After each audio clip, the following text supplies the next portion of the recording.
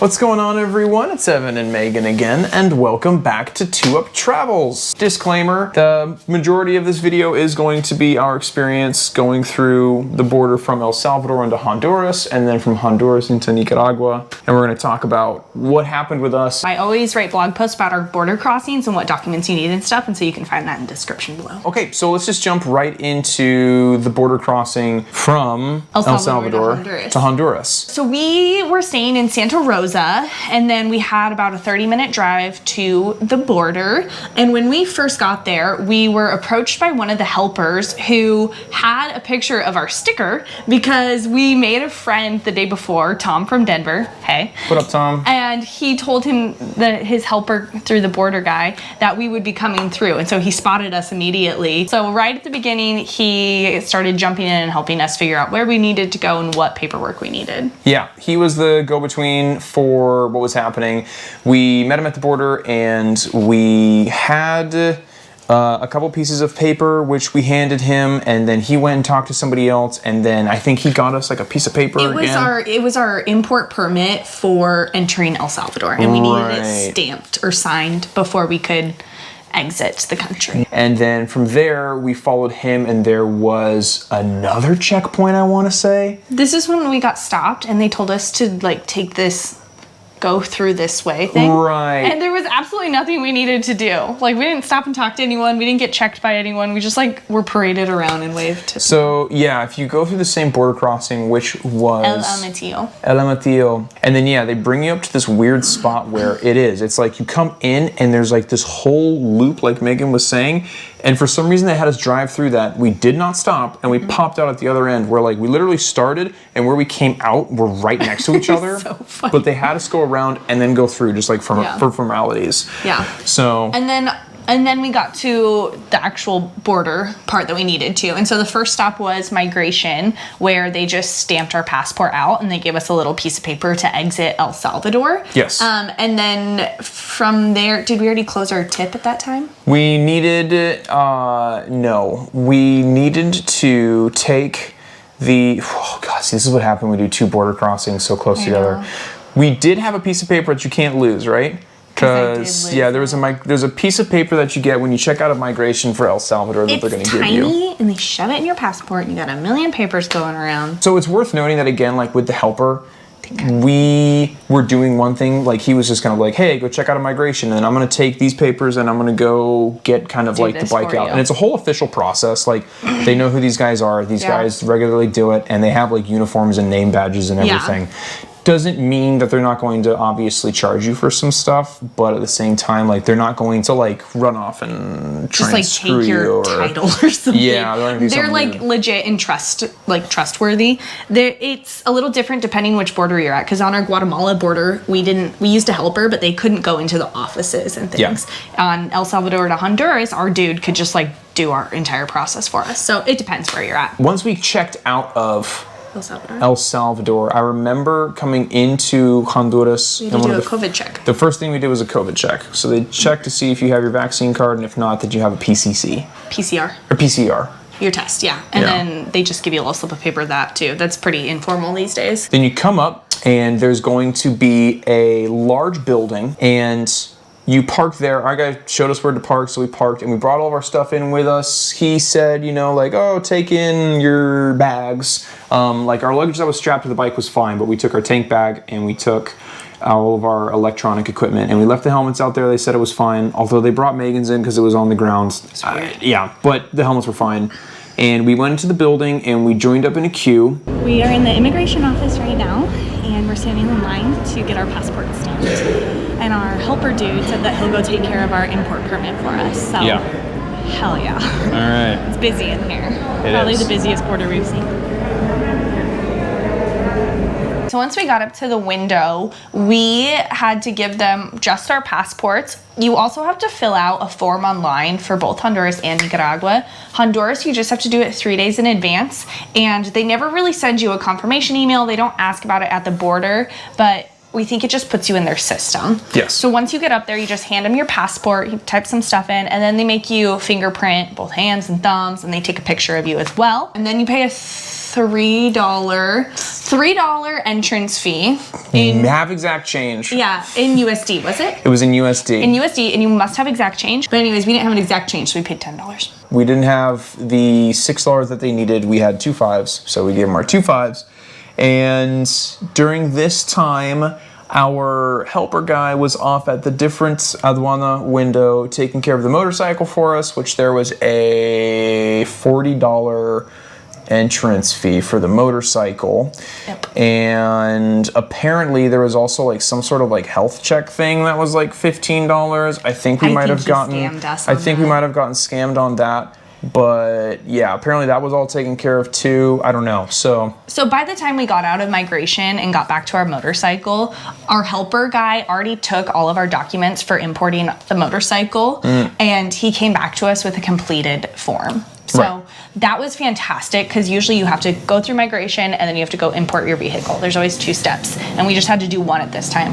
To import the vehicle, we needed title, registration, license. My license. I needed title, registration, my license, not my passport. I don't think, because I already had a copy of my passport. And needed like your previous El Salvador stuff.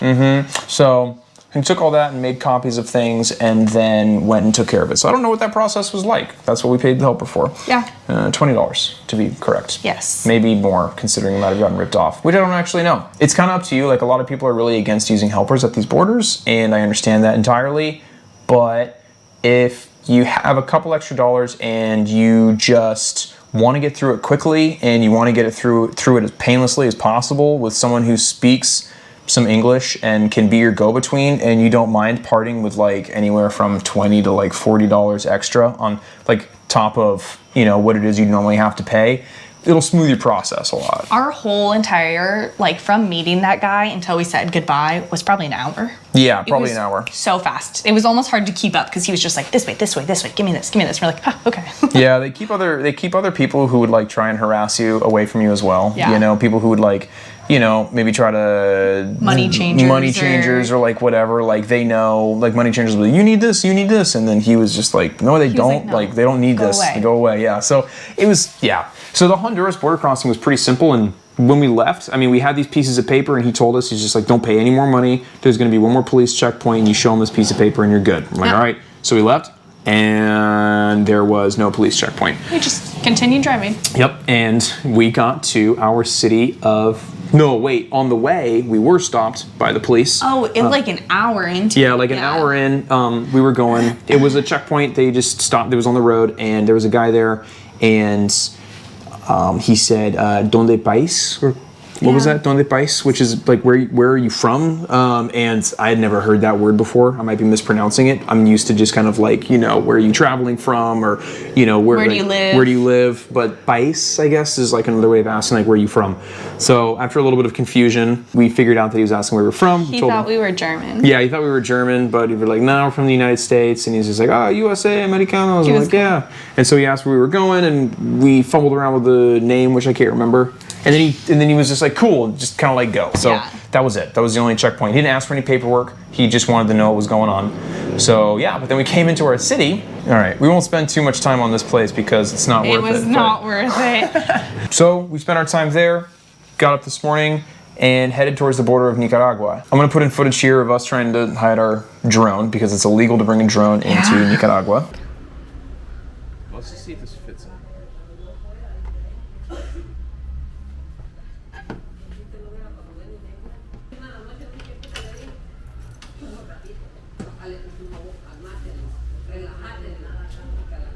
Yeah, it's not fitting. We ended up deciding that the best place to keep the drone was going to be on my jacket. My reasoning behind this was because if they do want to scan your bags, and if you're in motorcycle gear, they're probably not going to scan your motorcycle gear. I took it one more step further, and I just left my motorcycle jacket on the bike with my stuff. And you might be thinking like, well, what if someone comes and tries to take your stuff? There's a couple things to be said about that. No one's going to go rifling through your motorcycle gear, because even if someone shady was going to try that, I guarantee you someone nearby, like an official or a policeman, would see that and immediately try to stop it, because who doesn't wear motorcycle gear like that in that size? people in Central America. Like, they don't wear motorcycle gear, and they certainly don't wear it that large. And it stinks, so they wouldn't want to go anywhere near it. So everything in there is perfectly safe. Yeah. So I was like, okay, they don't have a way to scan my bike, and they're not going to ask about the gear, and it's hot, so I'm obviously not going to keep it on. So they can scan all of my other bags, and my drone was just sitting like tucked in on the inside of my motorcycle jacket. That was my plan. We ended up going to the northern border crossing in Nicaragua instead of going to the southern one. El Espin. El Espin. We went to El Espin, which was the right choice for us. So I'll let Megan pick up here in a second, but why we did that was because when you're looking at a map of Nicaragua, if you're passing through the border that's more south, it's headed towards León and it's closer to Managua, which is the capital. So there's going to be a lot more traffic and there's going to be just like more people. This one's farther north and there wasn't as much traffic and it was a more mountainous road. So we went for that reasoning. The reasoning for choosing that border crossing was because we figured there'd be less people, which there was. And even though it was going to be 30 minutes longer of driving, it would possibly mean less time in migration, which it didn't end up being the case. Well, maybe it would have. I mean, maybe it was still. Yeah. I don't know how busy that other one was, but. Yeah. I'm just going to spoiler warning real quick for those of you curious about drones, because this is kind of a hot topic. Also with binoculars too, apparently, which Megan told me. They did not once ask about a drone. They didn't ask me to say that I didn't have one. They didn't try to look. Their X-ray machine was broken. The first thing we saw when we walked in was a big boarded up X-ray machine. We were like, We're like, oh, sweet. So they're not going to try and check our stuff. yeah, they didn't even ask about it. No. No one did. So, yeah, talk about checking out of Honduras. Okay, so first we had to check out of Honduras.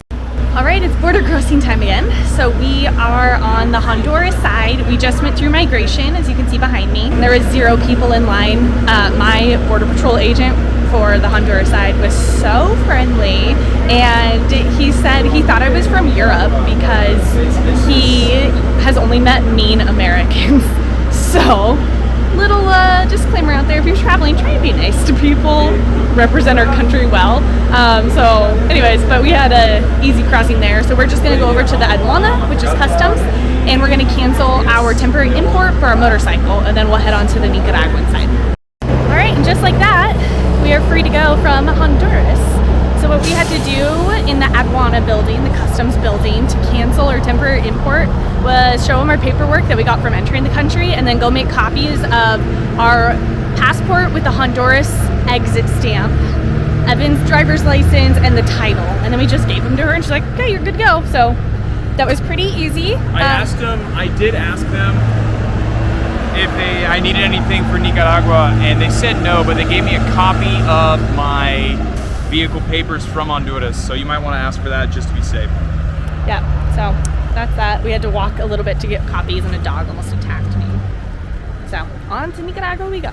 Something to be noted, I would not exchange any money.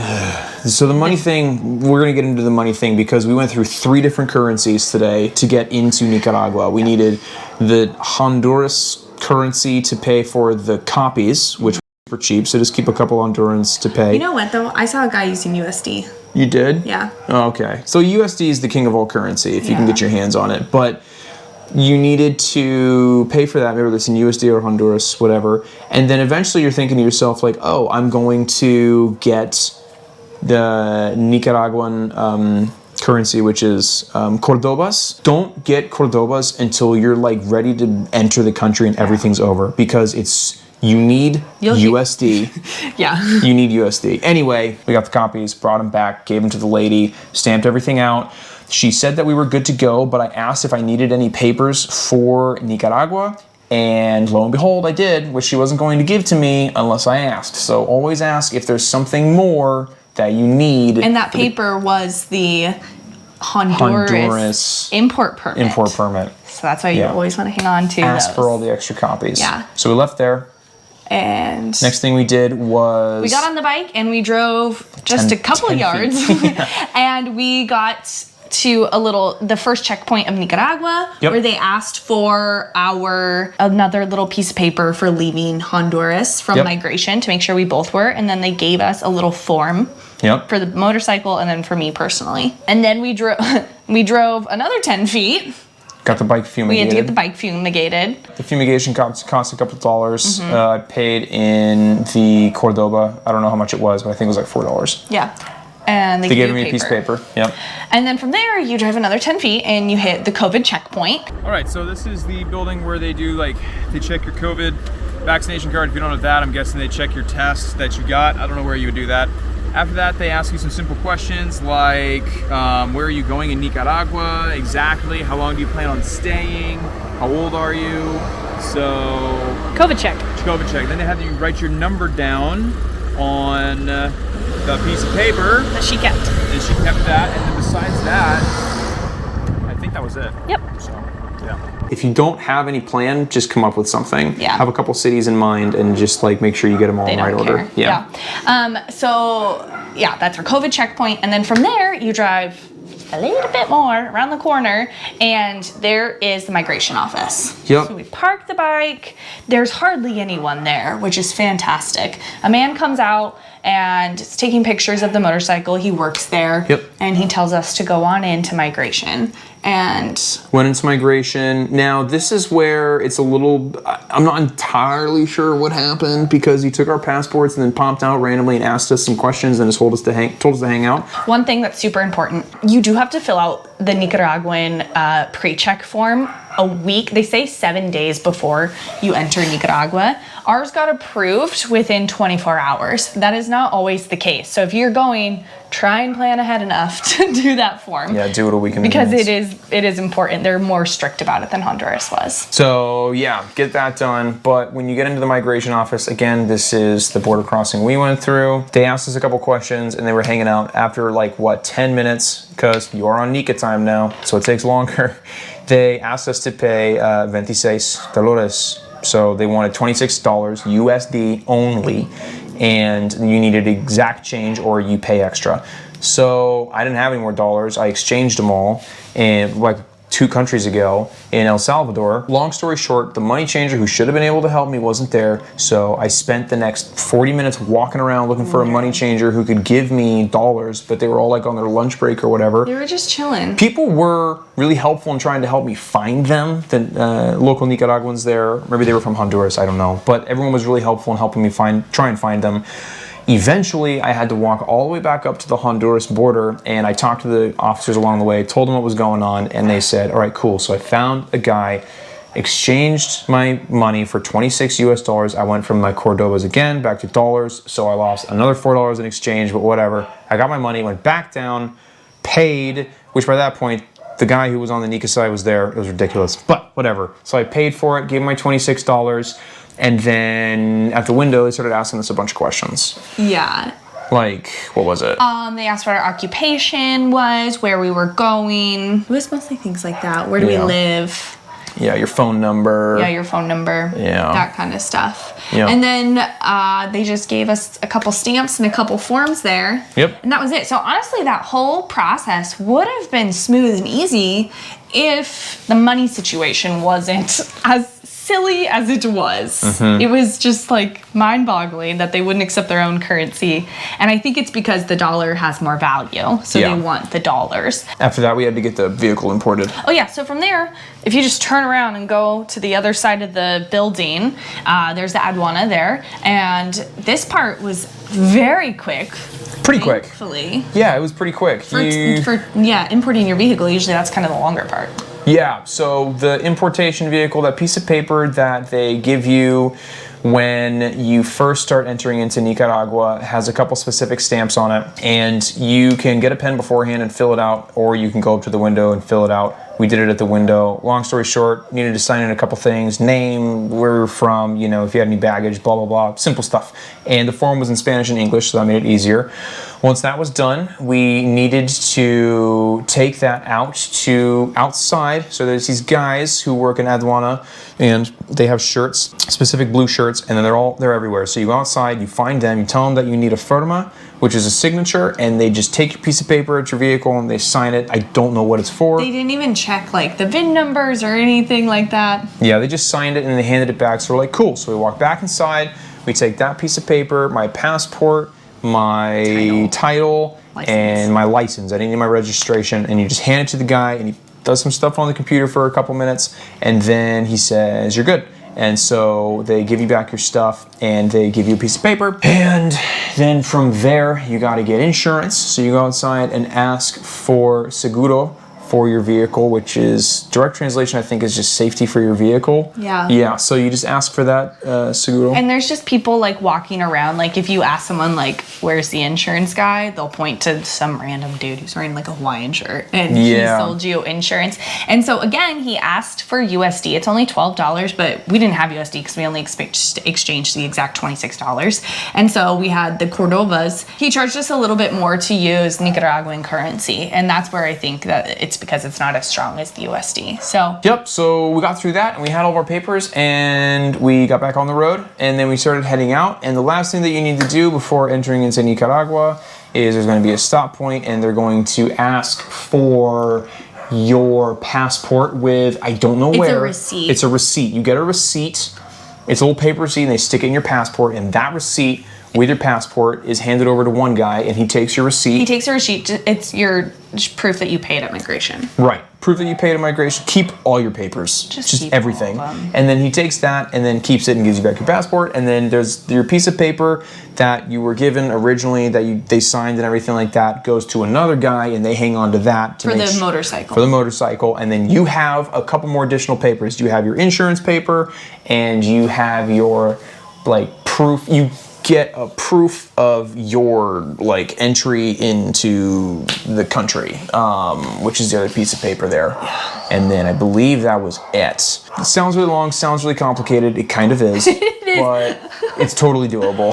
Anyway, that's it. That's it. We made it through 2 countries in 2 days. Some crazy people do it both in 1 day, but yeah, like that. We split it up. So that should be more or less a lot of the information that you would need. It's kind of all over the place, but there is a lot that goes into it. Yeah. Check out some of Megan's blogs. Do some of your own research as well. Decide whether or not beforehand if you want to get a helper at the border of Honduras or if you want to try and figure it out yourself. And continue to learn just a little bit of Spanish before you come down because it'll help you a lot. Yep. So yeah. All right, I think that's it. yeah. Cool. Well, thanks for watching this video, everyone. We hope it answered some of your questions.